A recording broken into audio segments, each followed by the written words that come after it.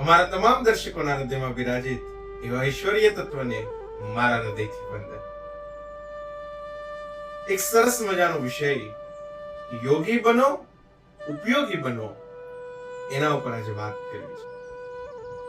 મેં તમે ઘણા બધા માધ્યમોથી ઘણા બધા લોકો પાસે એક શ્લોક સાંભળેલો હશે કે કર્મણીય બાધિકારેષુ મા ફલેષુ કદાચન. આ શ્લોક મેં તમે ઘણા બધા માધ્યમોથી ઘણા બધા લોકો પાસે સાંભળેલો હશે. પણ મહાભારતના યુદ્ધની વચ્ચે કૃષ્ણ પરમાત્માએ અર્જુનને ફરીને કેટલી વખત કીધું હતું કે કર્મ કર, કર્મ ઉપર તારો અધિકાર છે, ફળની ચિંતા ન કર. કર્મ કરવા ઉપર કૃષ્ણ પરમાત્માએ ખૂબ જ ભાર મૂકેલો છે.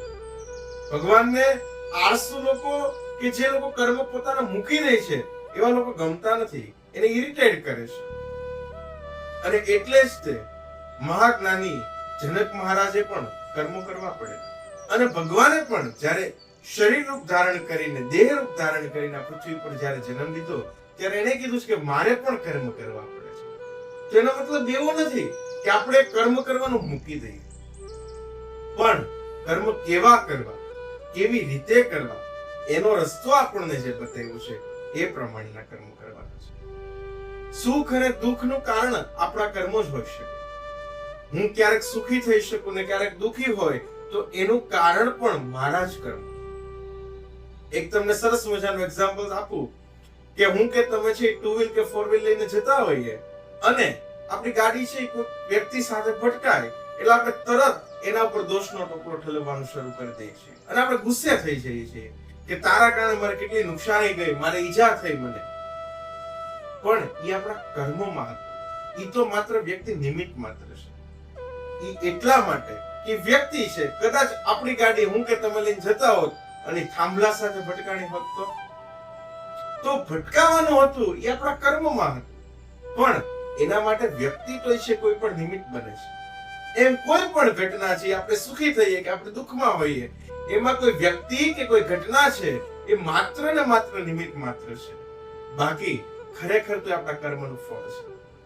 તો એનો મતલબ એવો પણ નથી કે આપણે કર્મ મૂકી દેવાના છે, પણ કર્મ કેવા કરવા આપણને સનાતન ધર્મમાં કેટલી બધી સ્વતંત્રતા આપેલી છે તો વિચાર કરો.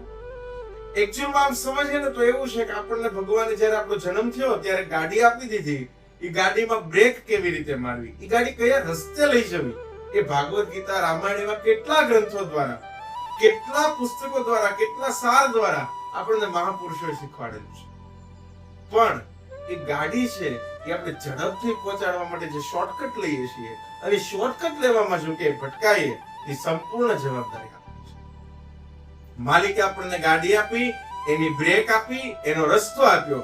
એ રસ્તા પર જો આપણે નથી ચલાવી શકતા તો એની સંપૂર્ણ જવાબદારી તમારી કે મારી પોતાની જ હોઈ શકે.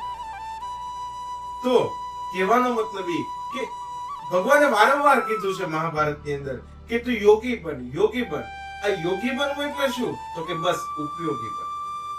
તમે જીવનની અંદર જે કંઈ કામ કરીએ એ બીજાને ઉપયોગ થાય એવું કરીએ એટલે આપોઆપ આપણે યોગી બની જઈએ.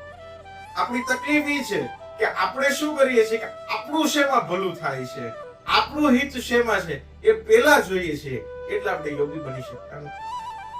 જે કંઈ કર્મ કરીએ એ ઈશ્વરને સમર્પણ કરીને, ઈશ્વરને કેન્દ્રમાં રાખીને કરીએ તો ક્યારેય તકલીફ નહીં. મહાભારતના યુદ્ધની અંદર, ભાગવત ગીતાની અંદર જોઈએ તો અર્જુન ભાગતો હતો કે મારે છે હસ્તિનાપુરની ગાદી નથી જોતી. આ ગાદી ભોગવવા માટે અને યુદ્ધ લડવા માટે નથી કીધું ભગવાન. કીધું તો કે યુદ્ધ લડવાનું છે તારે, તારું કર્મ છે, તું કર્મ કર. તો કે મારે ગાદી નથી જોતી, પણ તો કે તારે ગાદી ભોગવવાની પણ ક્યાં છે? કહેવાનો મતલબ એ કે જીવનમાં જે કંઈ કામ કરીએ એ ભોગવવા માટે નથી કરવાનું. ભગવાને અર્જુનને કર્મ કરવાનું કીધું, ભોગવવા માટે પણ નથી કીધું અને ભાગવા માટે પણ નથી કીધું. માત્ર ને માત્ર જાગૃત કરવા માટે કીધું કે તું જાગૃત થા. જીવનની અંદર તમારે મારે માત્ર ને માત્ર જાગૃત થવાનું છે. નથી ભાગવાનું કે નથી ભોગવવાનું, માત્ર જાગૃત થવાનું છે. અને મેં કીધું એમ કે બીજાને ઉપયોગી બનતા થઈ જઈએ ને એટલે આપોઆપ યોગી થઈ જઈએ. તમે જીવન એવું જીવો કે આ જીવન મારી કોઈકને ને કોઈકને જરૂર પડતી હોવી જોઈએ. વૃદ્ધાવસ્થા આવે ત્યારે એવું કામ હોવું જોઈએ આપણું કે કોકને ને કોકને આપણી જરૂર પડે. અને જો જીવનના છેલ્લા શ્વાસ સુધી એવું જીવન આપણે બનાવીશું કે ક્યાંક ને ક્યાંક કોકને ને કોકને નાની મોટી મારી જરૂર પડે, તો વૃદ્ધાશ્રમોની સંખ્યા પણ ઘટી જશે.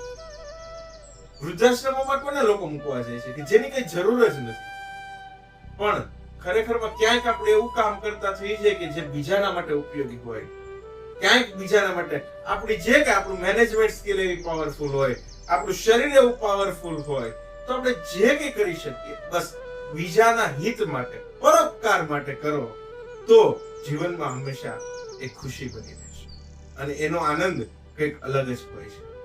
તો કહેવાનો મતલબ એ કે યોગી બનો એટલે કે ઉપયોગી બનો. ઉપયોગી બનો એટલે જીવનના છેલ્લા શ્વાસ સુધી આપણું જીવન એવી રીતે ઘડવાનું, એવી રીતે બનાવવાનું છે કે બીજાને કંઈક ને કંઈક ફાયદો થવો જોઈએ આપણા કાર્યથી. એ જ આશા સાથે અક્ષય મીઠાણીના જય સિયારામ.